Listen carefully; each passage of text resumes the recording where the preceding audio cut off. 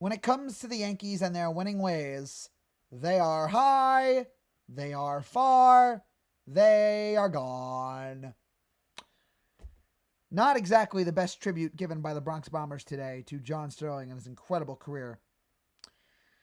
Disappointing loss today. Now, we'll get to Sterling in just a second because there really isn't much to say about this game. I'm trying to say something of value because it really was a game in which the Yankees offense did nothing. Blue Jays pitching was superb, and the Yankees pitching was not as good. Real struggle from Heel. And that was really it.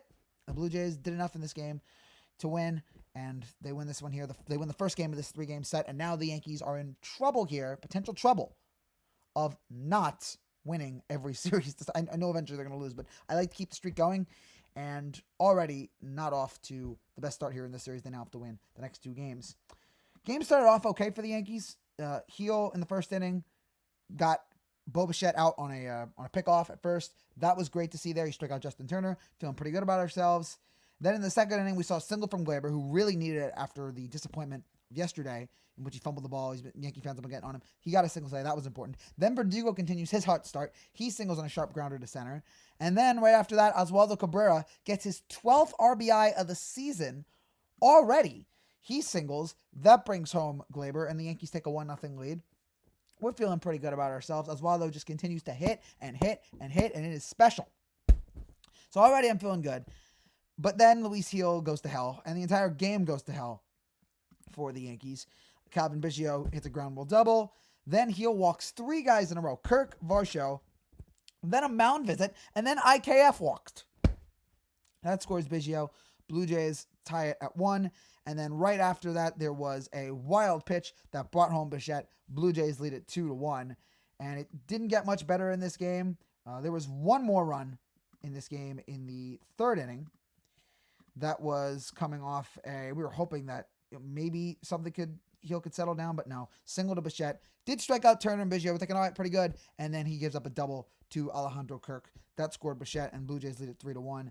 Just a rough night for Heels. I don't know how he made it 5 innings, 3 hits, 3 earned runs, 7 walks, 6 strikeouts. Just a weird total. I believe there's never been a line reported like this in the history of Major League Baseball, which is impressive. I will say this. It is a totally unique box line. There's never been one like this in the history of baseball. In more than 1.1 million lines, there's never been a line like 5 innings, 3 hits, 3 earned runs, 7 walks, 6 strikeouts. So credit to Luis Heel for that amazing box scoreagami there. Well done. But his command was just bad tonight. I believe he is walking an average. I want to get the exact stat here because Derek from our recaps tweeted this, and I had to make sure that it was real. Yes, he's pitched 14 innings and he has 14 walks. He's averaging a walk an inning. That's not good. You don't want to do that. I mean, to be fair, he wasn't like the worst pitcher I've ever seen, but God, yes, he is a young hitter, a young pitcher. He's pushed back 2 days, but God, just his command it was a real struggle tonight watching him pitch. And I'm just hoping that he's able to settle down and be fine after this. But he just again, his stuff looks good. If he figures out his command, he will be filthy because his stuff is there. It's just the command right now that is a real struggle for him. He's just got to figure that out, and then I feel like he'll be a great pitcher for us. But tonight he just didn't have it. The Yankees really didn't get any hitting after this. Right now I'm talking, it's the 9th inning. The Yankees got 4 hits. So I told you about the 3 hits in the 2nd inning. They got 1 more hit on the Volpe single. Volpe, by the way, his batting average is now .373. Continues to impress and amaze. He continues to be hot. He also stole a base, his 6th stolen base of the year. But that was it. Yankees offense quiet tonight. That was really it, and just a very disappointing night. Credit to Chris Bassett, who just mowed down the Yankees 6 1/3, 4 hits, 1 run, 2 walks, 5 strikeouts. So good to see there, but just nothing going for the Yankees here today, and it's just disappointing because coming off the loss yesterday, I was hoping they'd be able to work out their kinks and get something going here in this game, and just nothing going for them all game long. Just a real struggle. They left 3 guys on base. They were 1 for 5 at runners in scoring position. Grounded into a couple double plays in this game. That was just rough. In the 5th inning, they went 1-2-3. 4th inning, 1-2-3. 6th inning, after they got a Soto walk, Judge struck out, and then Rizzo grounded into a double play. 1-2-3 in the 7th, and then 1-2-3 in the 8th. Blue Jays just mowed the Yankees down tonight, and there was just nothing the Yankees could do.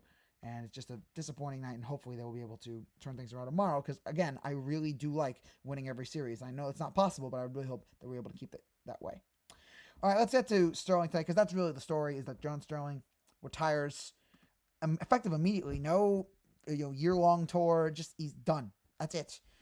Disappointed by that. I was hoping we give him a year-long farewell, but he wanted to go out on his own terms, and I respect that. I want to get to the point in my life where I'm 85 years old. I just wake up one morning and I go, I don't need to do this anymore. I'm out of here.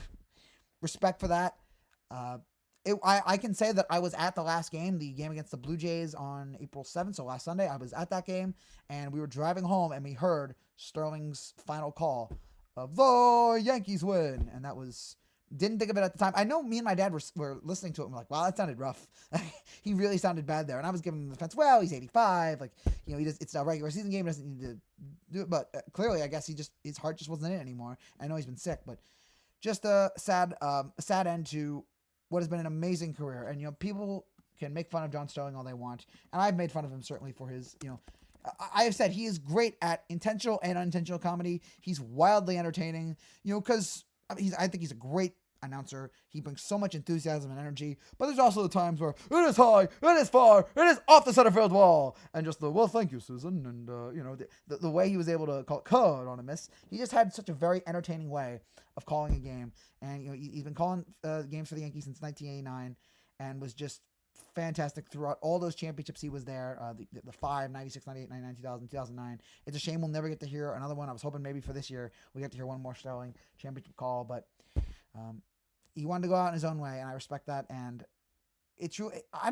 was really shocked at how sad I was by this, because when you think about it, I mean, he's been the radio guy my whole life. I never thought I'd get this emotional about it because I knew it was going to happen. I just wasn't ready for it to happen now. I was ready for at least another year, but for it to end now, I was really shaken up by this today. And just his voice will live on in the same way that for Yankee fans of old, of Mel Allen and Phil Rizzuto, their voices were legendary to them. And he certainly has he's earned his place among. I don't know where he ranks all time with Yankee announcers, because obviously Mel Allen was the original GOAT, and Rizzuto was great, and I'm sure there's a couple others right now that I'm thinking of. And Michael Kay has been, we make fun of him. Michael Kay's been really good for us on the Yes Network. But John just had a way about it that was just so entertaining and so unique. And he and Susan, that was just magic. For Yankee fans growing up, that was just hearing those two call a game, and the way they just the chemistry they had, and how entertaining they were, is something special. And I mean, this new Justin, whatever his name is, I mean, he's fine, but it's just going to be different. I know it's weird for them to say get rid of Susan, but I really feel like I don't know if I can't imagine anyone else with Susan. I'd rather them just find Justin, find another color commentator, and just keep trying guys until eventually they find two guys that click, or two people that click. But Yankee games it'll never be the same again. Listening to those two, and especially listening to John, was a thing of beauty. We Yankee fans were very lucky to have him for all of his, for how entertaining he was. Again, intentionally and unintentionally, he was certainly someone very, very special and very unique. And there's no one else like him in the history of baseball. And so we'll certainly miss him. And John, you deserve everything you have for your incredible career, and we're all going to miss you. And enjoy retirement, good sir. That's it for now, guys. Thank you so much for watching. If you have a news channel to see, make sure to subscribe down below. I'll be back tomorrow. Yankees Blue Jays game 2. Let's hope they win this one, and let's hope that today goes a little bit better. That's it for now, guys. Take care, and God bless.